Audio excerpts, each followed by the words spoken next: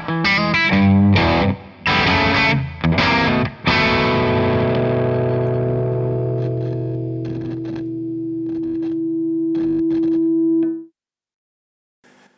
welcome back to the Blues Box, and we're going to start a series of short videos called Blues Basics. We're going to try to tackle some theory, and you can see Jeff cringing, how we can apply that theory to the blues. So it's not going to be super complicated, but it is important. And Jeff is going to be our guinea pig. Guinea pig, yeah. So this is not designed to make Jeff look stupid. Laboratory rat. It's not.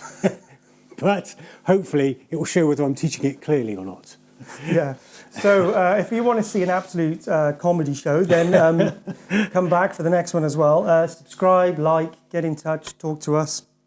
Tell us what you want to see on the things like the blues basics and the chunks and the episodes, and we'll try and respond a bit, won't we? But I think this is going to start near the beginning, I think, is it? Yes. To some, maybe in an odd place. It's okay. Not the best introduction. But just today, very briefly, we're going to talk about something called an interval. Okay. Which, if you're an experienced musician, you're thinking, I know what that is. If you're not, then this is hopefully going to help you.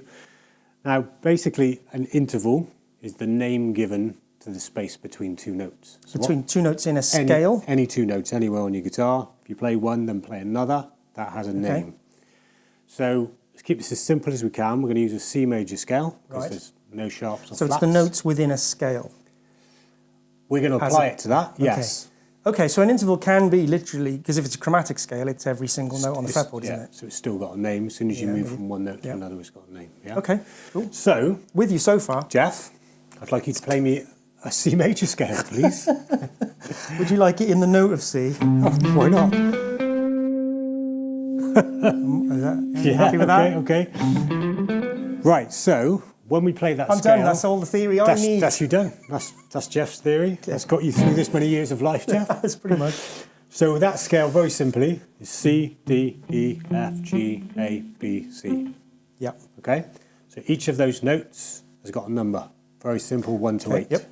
1, 2, 3, 4, 5, 6, 7, 8, or octave, yeah? Yep. So when you move from the 1 to any of the other notes, the name of that interval is obviously the number of the note you've gone to. So literally just 1, 2, 3, 4. That's it. So if I move from the C through the D up to the E, that's the third note. So that's called a third.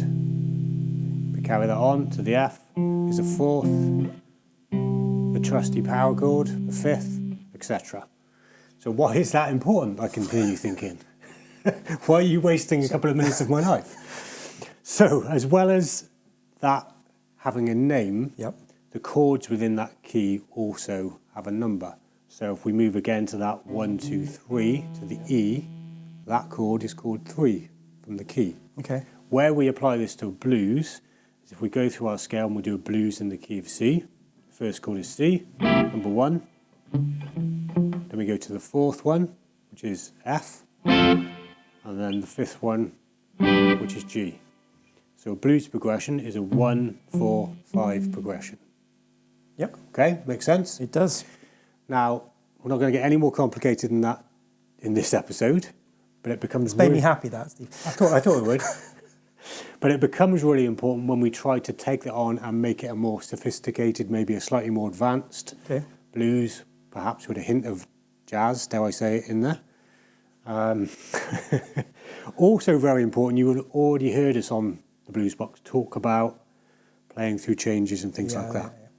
That becomes very important to understand intervals because you target certain notes from a chord. So show us the scale again and just count through the scale. So our scale it's very is clear. C, D, E, F, G, A, B, C. So 1, 2, 3, 4, 5, 6, 7, 8 or octave. Yeah. Brilliant. That's it. That's an interval. So that's an interval. Step 1, Blues Basics 1. There you go. Brilliant. Well, we're going to be doing a few more of these where I look increasingly more confused and Steve shows off his knowledge. But, you know, we're all on a bit of a journey with guitar, so hopefully we can take it slightly together as well. So that'll be good as well. Brilliant. Excellent. We'll see you again at the Blues Box. See you soon.